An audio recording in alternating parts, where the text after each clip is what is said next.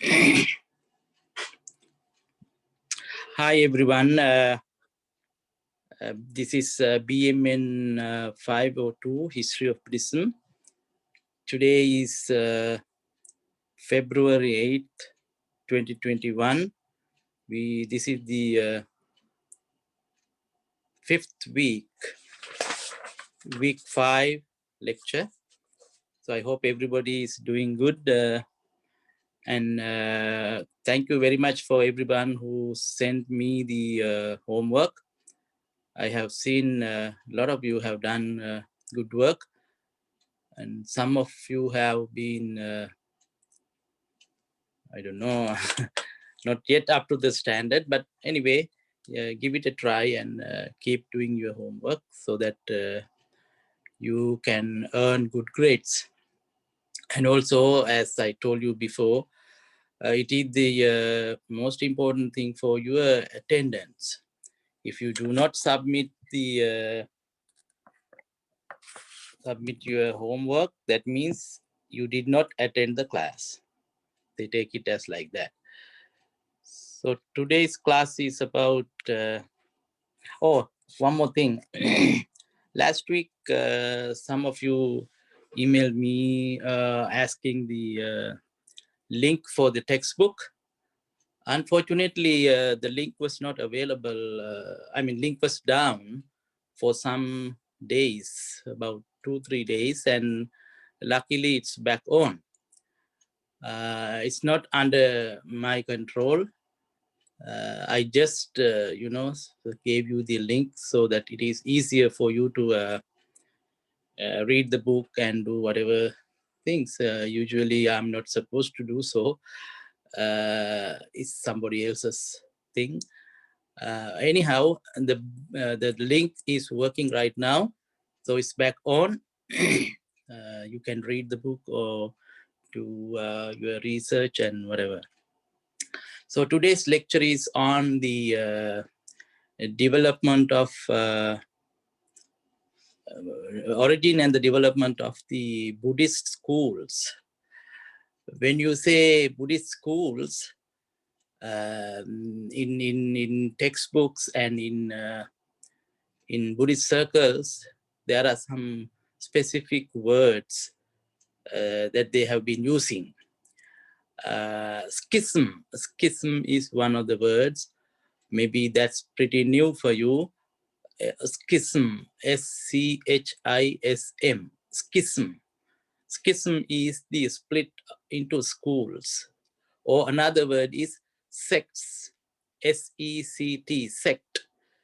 That word is a common term, sect. So, or if you want to use another word, school.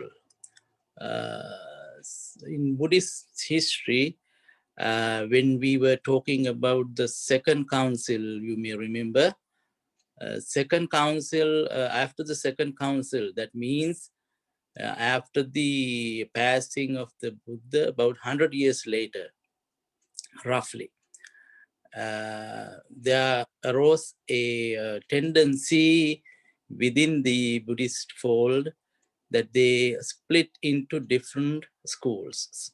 At the beginning, it was the only one group, one stream, and then based on some disciplinary rules, they split. The one big community split into two, and you will read in the text that at the beginning it was like two names, Mahasangika and the Staviravada. These are names. What it says is Staviravada considered to be the authentic, as they say, authentic or the original bearers of the Buddha's teaching. And the new tradition, new group that broke away from that Staviravada or the original group was called Mahasangika. This is the most important thing in when you are discussing about the origin of Buddhist schools or the schism Buddhist sects. So these two schools, at least about 100 years later, the passing of the Buddha, they started their own temples and their own centers.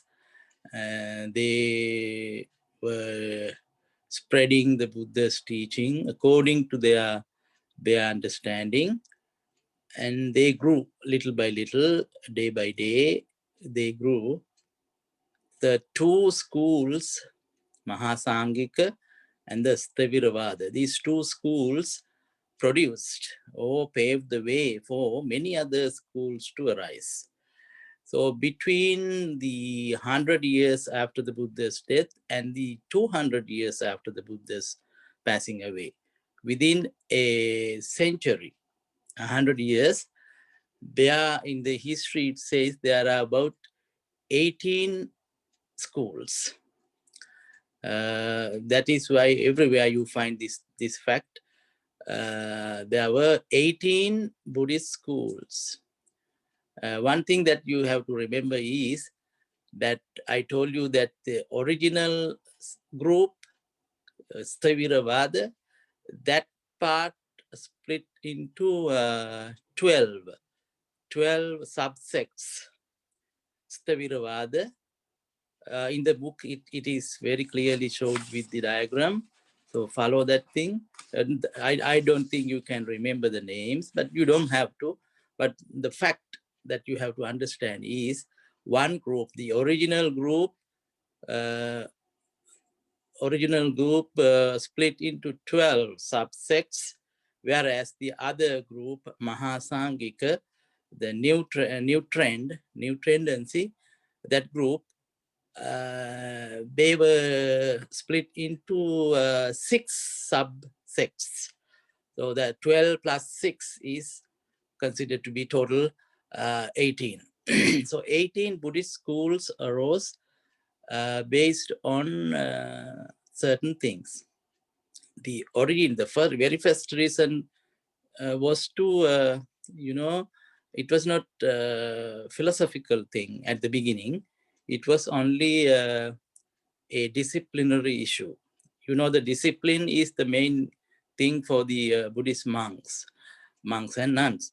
So if there was some, issue with regards to the discipline, then they considered it a very important thing. So that's how, based on disciplinary issues, the first split arose in Buddhism.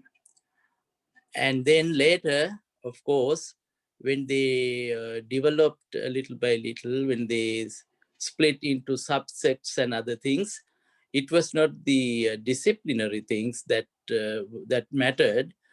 It was the philosophical things. With regards to Buddha's teaching, they came up with different new interpretations or new ideas, and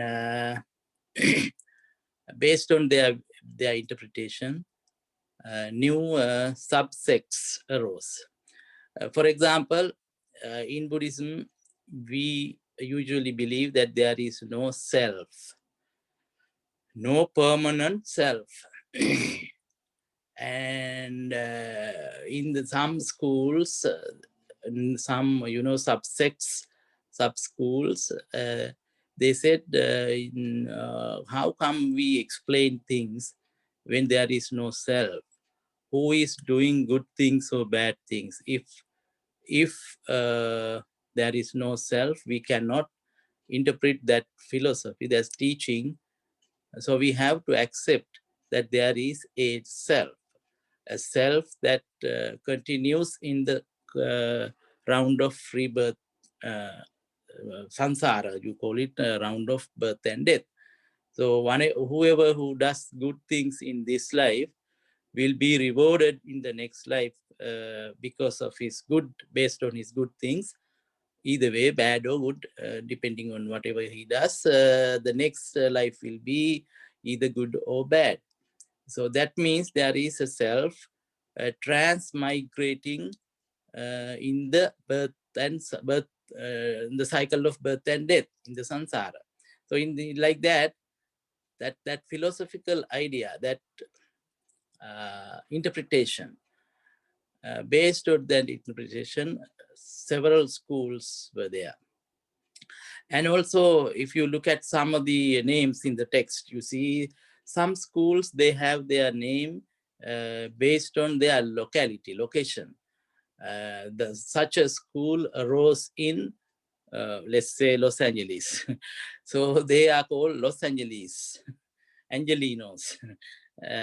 Likewise, I mean, I'm just giving you an example. In India, in different parts of India, some schools arose and they took the name of the place, of the location that they were maybe frequently spreading their teachings, or maybe their main center was there, or the main teacher was from that location. Based on those things, some schools were named like that. So name is not important here. Only a very important fact is why these schools or sects arose in Buddhism. And the other thing for you to think is, what do you think? When schools or sects, divisions arise in a tradition, is it a good thing or a bad thing? You can argue for and against. Some people say it's a good thing, because when schools arise in Buddhism, in tradition, not just Buddhism, even in Christianity or any other religion, when schools or subsects arise, it is very good for them to spread their teachings. Basic teachings are the same thing. Even in Christianity or in Islam, in any other religion, basic teachings, they usually accept across the board. Everybody accept the basic teachings, but based on their interpretation of certain things, schools arise and they spread their teachings. They rely on their sources, spiritual practices, and all other things. So those people who who look at the schism or split or dividing into schools, they think that's a positive thing. On the other hand, some may argue that, oh, why do we split? Why cannot you stay together? Why cannot you follow the same thing in all the way, historically and practice wise? Why cannot you be a one group, one school? When you have differences of opinion, that means you are not agreeing on one thing. You cannot stay together, no unison, something like that. So anybody can argue for and against, but personally, I think, for me, I think a split is a good thing. Then only you can understand things better. When you follow certain thing, when you are stuck with certain thing, you cannot see the truth. When someone is challenging you, like when someone is challenging you, then you can open up yourself and see the issue vividly, widely, or not one-sided. You can look at the things in many different angles. So in that sense, I think, for me, I believe that split is not a bad thing. And in Buddhist history, of course, because of the split, because of the schism, if I use the big word, because of the schism, Buddhism developed so much. Buddhism developed so much, and Buddhism had the opportunity of, attracting many people across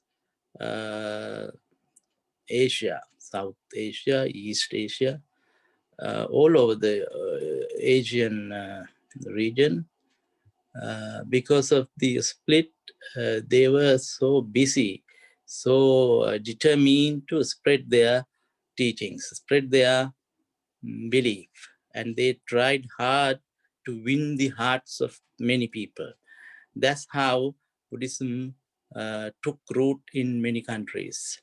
That's how Buddhism became the main force in Asian countries. In that sense, I think split is a better thing in the Buddhist tradition. But the very important thing is this split does not, this is very important thing.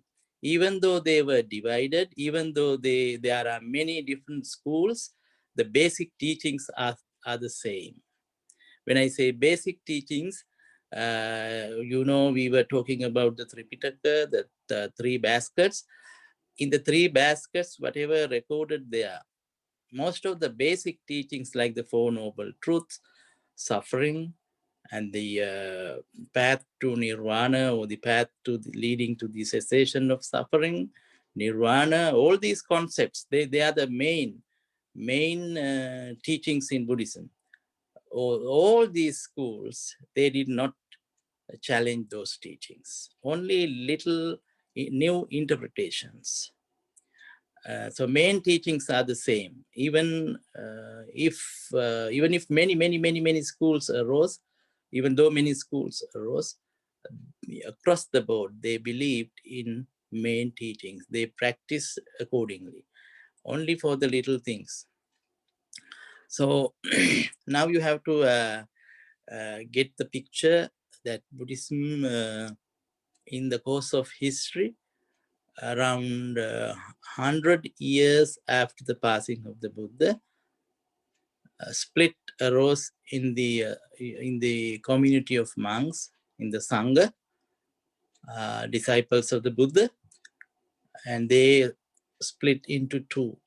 The second council was held because of this split, this new tendency. And afterwards, during the next century, that means after the passing of the Buddha, after 100 years, between 100 years and 200 years, within that century, there arose 18 such schools. Sthaviravada, as I told you, the original, how do I say, original group, or the original disciples, out of them, there arose 12 subsects. And from the other part, the new tendency, new tradition, or the new group, Mahasangika, there are 6 schools. So now you may ask the question, what happened to those schools afterwards? Very important. Although there were 18 schools, are they still existing? What happened to them? Today, of course, we will discuss these things later. Today, we have only as a prominent school, Theravada, that is the oldest school. That is coming from the original group, Sthaviravada. The split occurs between them and the Mahasangika. And that tradition is still there. And as you may know, that Mahayana Buddhism, or the greater vehicle, that tradition, I think that tradition was based on the Mahasangika school, the other group. And then later, of course, there is another, as you may know, in Tibet and in Mongolia, the tradition called Vajrayana or Tantrayana. That is after the 18 schools, that tradition came into existence. So in the earliest history of Buddhism, when I say the earliest, means between the passing away of the Buddha and about, let's say, 400 years or maybe 500 years, that time period, there were roughly 18 schools. And later in the text, you will find that names of 34 schools. 34 schools. They are just little schools that everywhere in the text that you find some names. Only the names, but we do not find other information, further information about them. So basically, Theravada tradition and also Mahasangika tradition paved the way for many traditions. And of course, in the Buddhist history of India, usually we talk about 4 Buddhist traditions, 4 philosophical traditions actually. So they are called 2 from Theravada and 2 from Mahayana. Sarvastivada, in the text you find these names. Sarvastivada, Sautrantika, those 2 are following the Theravada lineage or Theravada tradition, and the other 2 are Madhyamika and Yogachara. Madhyamika and Yogachara are famous, very famous, highly philosophical traditions. They are identified as Mahayana. So these 4 philosophical traditions improved Buddhism throughout their history, and those teachings were, they were they were able to spread their teachings to other countries like Tibetan and Mongolia, China, Korea, Japan, all those countries. In southern part, Sri Lanka, Thailand, the Theravada tradition. So these schools came into existence because of the philosophical interpretations. When you are going to interpret things, schools arise. So that happened in Buddhism. That is what we understand in today's class, that schools or schism arose in Buddhism, and that you can argue either way. It is good or bad, it is positive or negative, but you have to give reasons for that. You have to understand that fact. And then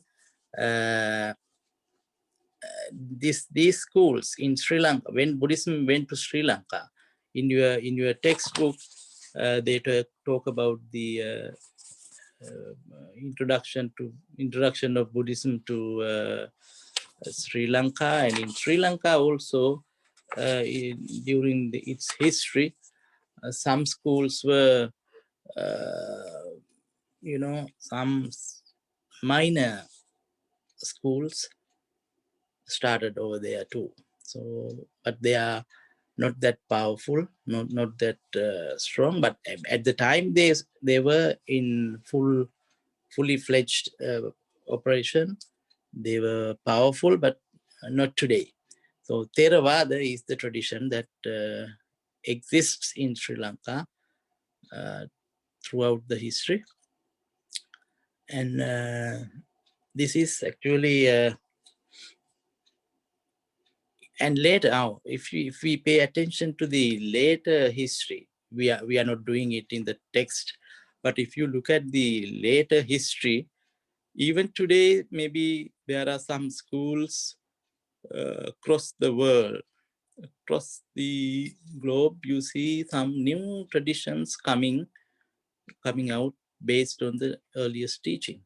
So that thing happens every day. It continues to happen.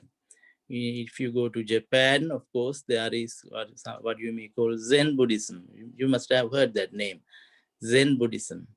So that's a new tradition coming from the original teachings. in the same way, in China also you have many, in Tibet, in other countries, they have different sects, different schools. So in this manner, Buddhism developed in India. We are only paying attention to the Indian scene here, earliest strata, and schools arose in Buddhism based on certain things. So they were giving some impetus, some force to develop Buddhism in the history. And so please, in this week's lecture, we have to pay attention to the chapter 8. Chapter 8. I think it's page number... Yeah, page number 105. Page number 105 through 125. 126. About 20 pages. But most of them are diagrams showing the different schools. So please read this chapter, and you will get more information. And the words that I was using in this lecture, you find in here, some new names, of course. You don't have to remember those names, but just take the big picture, capture the big picture that schools arose in Buddhism and they developed in time. And I think the book is now back on. I checked this morning. The book, the link is working now. So please read this text, this chapter. And if there is any questions or concerns, please email me. Emailing me is the easiest way to contact me. And next week, being the sixth week, we have the midterm exam. Next week, we will be reviewing what we did, and then I will give you the midterm. Most probably, it will be writing some answers for some questions. So that's it for today. And I hope everything is clear. You will get the assignments in a separate email. So please do the homework. And any questions, please ask me, send me an email. Hope everything is fine. Thank you very much for listening.